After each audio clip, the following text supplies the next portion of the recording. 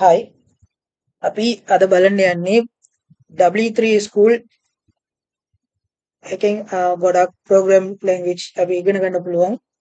එකෙන් SQL එක ඇවිල්ලා එකෙන් තියෙන tutorial එක අපි exercise එක ඉගෙන ගමු. ඒකේ introduction එකේ මෙතනින් ඇවිල්ලා SQL සම්බන්ධ කවද්ද SQL එක implement කරේ SQL එකෙන් මොනවද කරන්න පුළුවන් කියලා මෙතනින් දාලා තියෙනවා. අනිත් එක වෙලා SQL script එකක් ලියද්දී ඒක ස්ටෑන්ඩඩ් එකක් තියෙනවා ඉල්ලා කොහමද select update delete insert මේ ටික කොහමද use කරන්න කියලා අපි මේ ටියුටෝරියල් එකෙන් ඉගෙන ගමු. හරිද? අනිත් එක වෙලා අපි මෙතනින් ඇවිල්ලා customer table එකෙන් ඉඳලා data ටික කොහමද අරගන්නේ කියලා මෙතනින් දාලා තිනවා. අපි මෙතන ඊළඟ එකට આવුත් syntax මේ database making ඇවිල්ලා මේ database එකකින් ඇවිල්ලා table එකක් තියෙනවා customer table කියලා. මේ table එකකින් තියෙන data ටික තමයි මෙතන තියෙන්නේ. අනිත් එක ඇවිල්ලා SQL statement එකකින් මෙතනින් data එක කොහොමද අරගන්නේ කියලා තියෙන්නේ. එතන select all from customer කියලා දුන්නා නම් ඇවිල්ලා එතන තියෙන්නේ customer table එකේ details ටික එනවා. ඒත් එක්කම ඔහොම පල්ලෙහාට ආවා නම් ඇවිල්ලා ඊළඟට select එක තියෙන්නේ. select statement එකේ ඉඳලා අපි කොහොමද එක ඒවා එක keywords එකකින් කොහොමද කරන්නේ කියලා අපි බලමු. මෙතන මෙයාලා දැන් customer table එකෙන් ආවිල්ලා data කොහොමද retrieve කරන්නේ කියලා ඒවල තියෙනවා. මෙතනින් අපි කොහොමද customer table එකෙන් data සරගන්න කියලා ඒ වගේම මම මොනවද කරලා තියෙන්නේ මෙතනින් මම database එකක් create කරලා ඒකෙන් ඇවිල්ලා මම table එකක් create කරලා තිනවා ඒක department කියලා table එකක් create කරලා තින්නේ ඒ table එකෙන් මම datas දාලා තිනවා මම මෙතනින් අපිට බලා ගන්න පුළුවන් department ID department name members කියලා column තුනක datas දාලා තින්නේ. එතකොට මේ table එකකින් ඇවිල්ලා datas කොහොමද ගන්නෙ select asterisk ඒ කියන්නේ all ඒ කියන්නේ මෙතනින් බලන්න පුළුවන් ඔයාලට මොන column ද use වෙලා තින්නේ කියලා department. එතකොට ඒ department table එකේ තියෙන data ටික මෙතනින් අපිට එනවා. හරිද? ඒ වගේම දැන් මෙයාලා තියෙන්නේ exercise එකට අපි යමු. exercise එකේ first exercise එක තමයි in missing statement එක ආවිල්ලා අපිට මෙතනින් දාන්න කියලා තියෙනවා. එතකොට customer table එකෙන් data ගන්නවා නම් අපි use කරන keyword එක ආවිල්ලා select. ඒක submit කරා correct. ඒ වගේ තමයි අපි මෙතනින් මොනද කරේ select all from department table එකෙන් මෙතන data එක ගත්තා. ඊළඟ exercise එක මොකද කියලා බලමු. ඊළඟ exercise එකේ ආවිල්ලා write a statement that will be select the city column from the customer table. customer table එකෙන් city column එක විතරක් යාලට ඕනිලු.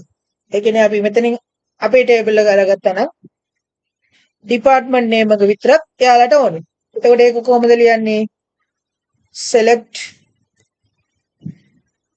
මෙතනින් ඇවිල්ලා අපි department name එක දාමු.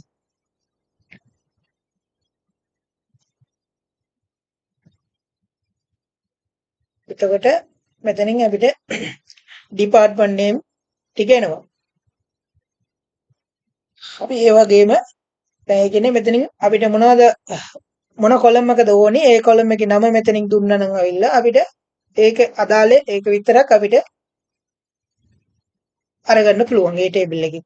ඒ වගේම මෙතනින් කොහොමද ලියන්නේ select city from customer. submit answer. okay. ඊළඟට මොනවද අපි මේ දෙක දැන් select එකේ කරා. දැන් ඊළඟට ඇවිල්ලා distinct කියලා එකක් තියෙනවා. distinct කියලා තියෙන්නේ මෙතනින් ඇවිල්ලා duplicate values ටික ඇවිල්ලා remove කරලා අපිට actual value එක පෙන්නනවා. හරිද? ඒක තමයි මෙතනින් තියෙන්නේ. අපි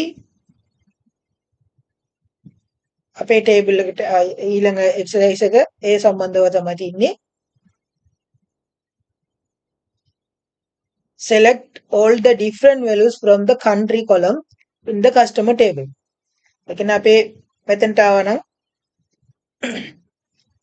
අපි මෙතන department name එකේ මෙතන transport කියන එක ඇවිල්ලා duplicate වෙලා තියෙනවා. එතකොට අපිට ඇත්තටම ඇවිල්ලා මෙතන actual departments කීයක් තියෙනවද? 6ක් තමයි තියෙන්නේ. හැබැයි මෙතන duplicate value තියෙන හින්දා 7ක් කියලා පෙන්නනවා. එතකොට අපි duplicate එක remove කරනවා නම් මේව තමයි කරන්න තියෙන්නේ. මම time එක serve කරන තමයි උඩ තියෙන එක copy කරලා ගන්නෙ. ඔයාලා ඒක ලියලම පුරුදු කරගන්න. distinct department name from department කියලා දීලා මේක execute කරා නම් එතනින් බලන්න අර duplicate value එක නැති වෙලා department 6ම එනවා. එතකොට මෙතනින් අපි මේකට use කරපු keyword එක තමයි distinct කියන keyword එක. එතකොට අපි මෙතනින් ඒක apply කරලා බලමු. select distinct country from customer table එකනේ customer table එකෙන් country එක ඇවිල්ලා duplicate තිබ්බනේ ඒක අයින් වෙලා actual countries ටික එනවා. submit කරමු. okay. එතකොට අපි අද මේ select එකයි select එක ඇවිල්ලා columns names දීලා කොහමද ගන්නෙ අනිත් එක ඇවිල්ලා ඒ duplicate එක කොහමද remove කරන්න කියලා අද බැලුවා. ඊළඟ session එකේ අපි where clause එක order ඒ වගේ ඊළඟ session එකේ බලමු. මේ වීඩියෝ එක ඔයාලට useful නම් like කරන්න, comment කරන්න. කාට හරි ඒක use වෙනවා කියලා ඔයා හිතනවා නම් ඒක share කරන්න. Thank you very much.